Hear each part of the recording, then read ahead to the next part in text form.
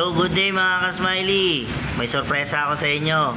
May bago tayong lalagyan ng mini driving light at saka loud horn.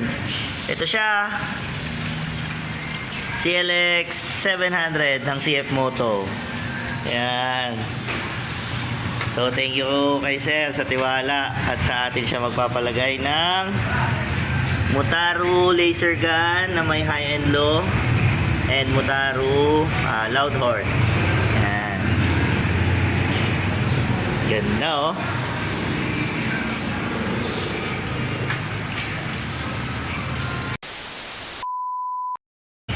So ayun na nga, hindi pala ako ang unang gumalaw ng wiring nito, pero mas gagandahan natin yung pag-wire.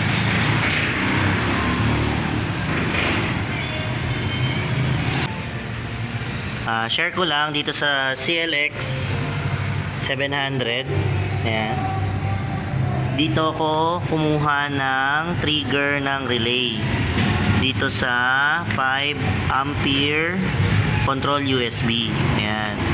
Kasi yung color block po na yan, galing na rin yan sa susian. So connected yan sa susian. So dito ako naglagay. Then yung 5 ampere na to, gagawin ko na siyang 7.5 ampere. Ayan.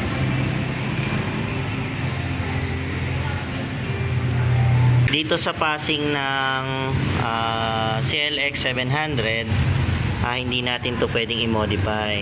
Ayan, kasi ganito po ang switch ng CLX, or yung may mga ganitong button. Ayan. So delikado po yan nating galawin, lalo sa mga katulad nating nagwa-wiring, kasi siya po ay naka-ribbon cable.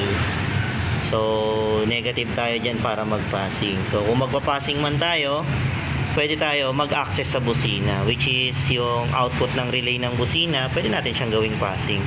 Pero yung ganito sa mga big bike, hindi ko na kailangan galingan pa. Ayan. So sa busina na lang ako. Yung original socket ng busina, ito. So pupunta sa relay yan, dito na lang ako maglalagay ng passing. So combo lights na lang po ang gagawin ko. Pero yung passing dito, negative na. Naka-board dito. Ayan. Naka-board yan.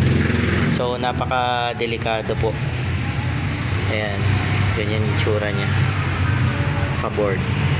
Okay. So good evening mga ka-smiley. Tapos ko na ilagay sa CLX 700 natin ang Motaro laser gun, then Motaro na loud horn. Yan. Tsaka yung domino switch niya. So yun lang naman pinalagay ni sir dito sa ating CLX 700. So simple lang naman, pero hindi siya ganun kasimple kasi big bike to. At first time po natin mag-install ng para sa big bike. So dito, pinaliwanag ko to kanina na ito po ay hindi natin pwede basta-basta i-modify, kasi po ito po ay may board or electronic type na po siya. So hindi na natin siya pwedeng galawin. Gusto ko sana kasi siyang lagyan ng passing. So ang ginawa ko na lang po, yung horn relay, edi may relay na to. So doon na lang po ako gumawa ng passing para sa laser gun na Motaro. Okay. So ito pong domino switch, iba na po ang wire niyan. Ito na po. Yan. So ganito na po ang wire niyan. Ang loob po niyan ay, ayan, kita ko lang. Ang loob po niyan ay Japan wire na din. Ayan. Tapos pumunta po yan doon sa ilalim. Ayan. Naglakbay po. So yung domino na yan ay pupunta dito. Ayan. So mamaya paliwanag ko yan. Balikan ko yan. So dito muna tayo sa battery. Ayan.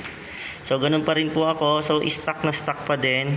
Si CF Moto CLX 700, may sadya siyang nakahiwalay na body ground na ganito. So I think para to sa harness. Then itong makapal, syempre para to sa starter. So I think hindi na nila kayang ihinang to dito, kaya hiniwalay na lang nila. Yun yung sa tingin ko.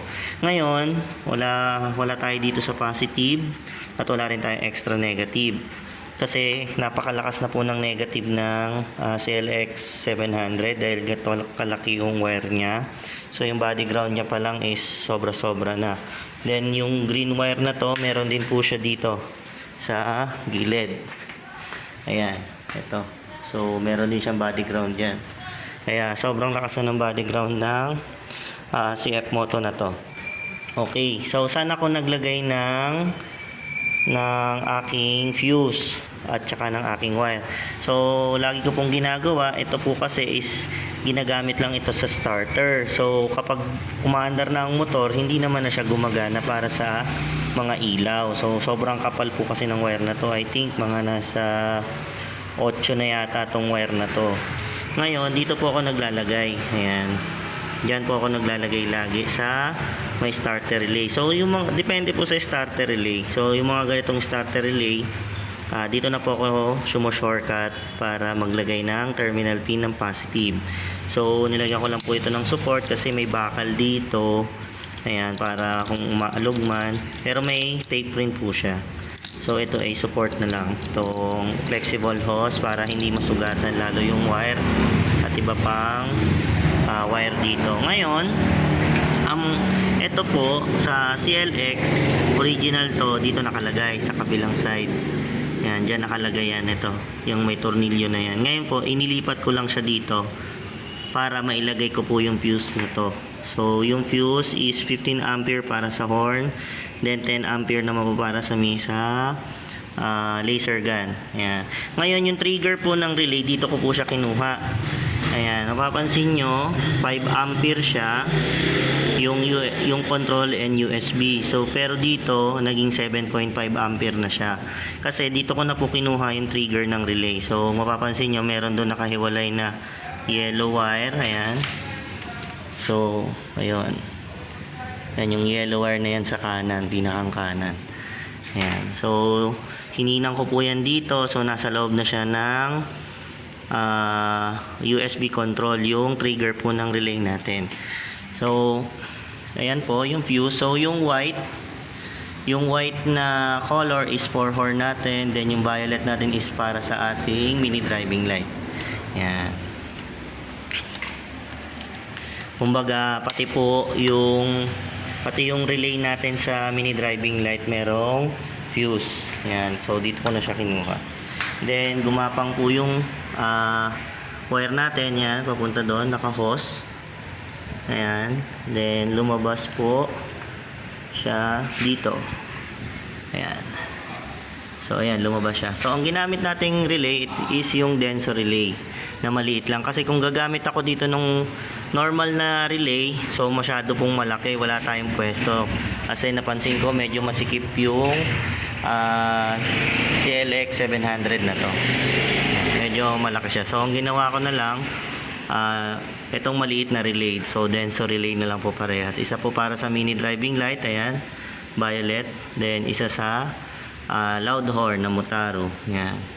Then, dati po, syempre, yung may wire dito ng horn, nirekta ko na siya dito sa relay. Ayan.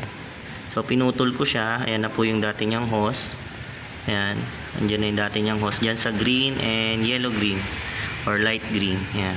Yun na po yung nagtitrigger sa relay natin ngayon. Ngayon, yung output po, napansin nyo, tatlo.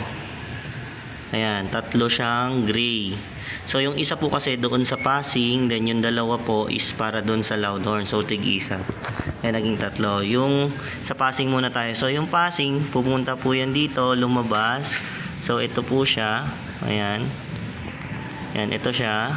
Ito siya yung nilagyan ko po siya ng bullet terminal. Bakit? Kasi pwede, ang dulo po kasi niyan is diode. So, may diode po tayo para sa passing. Ngayon, kung ayaw ni sir ng combo lights, dito niya lang po ito bubunutin. Ayan. So, papunta siya, tapos nakaloop siya, papunta po dito sa socket ng mini driving light, ng ating laser gun. Ayan. Ngayon, ito naman po sa mini driving light natin. So, ang output niya, violet din. Then, pumunta siya, meron din po siyang bullet terminal din. Meron din siyang bullet terminal. Nilagyan ko din siya. Then, papunta na to doon sa domino switch. So, yung domino switch naman galing sa taas.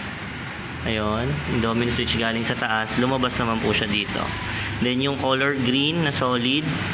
punta po siya dito sa body ground. Then yung ibang body ground na yan, pumunta naman po yan dito sa reveal.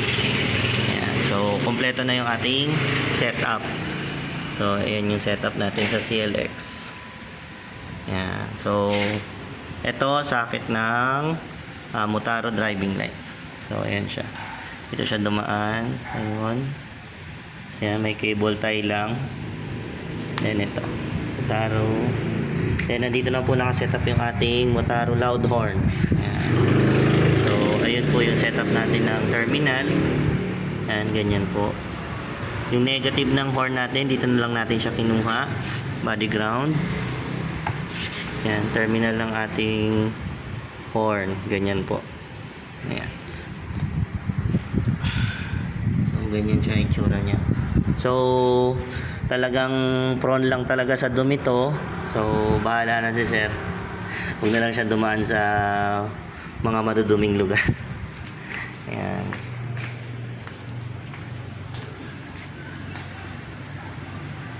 Dito naman po, ito yung socket ng Motaro laser gun. Ayan. And dumaan po dyan. Ayan. So, ito yung kabilang laser gun. So, ang setup ko pala ng laser gun, ganito po. Ayan, may bracket si sir na ganyan. So, ang ginawa ko, pababa na lang po yung laser gun para po yung gravity or yung weight niya is lagi na lang pong pababa. So, binaliktad ko po siya. Tsaka yellow po yung priority kong gawing low beam. Then, ang white is high beam. So, wala naman pong alog yan so far. Yan. So, ganyan po kalinis yung ating setup.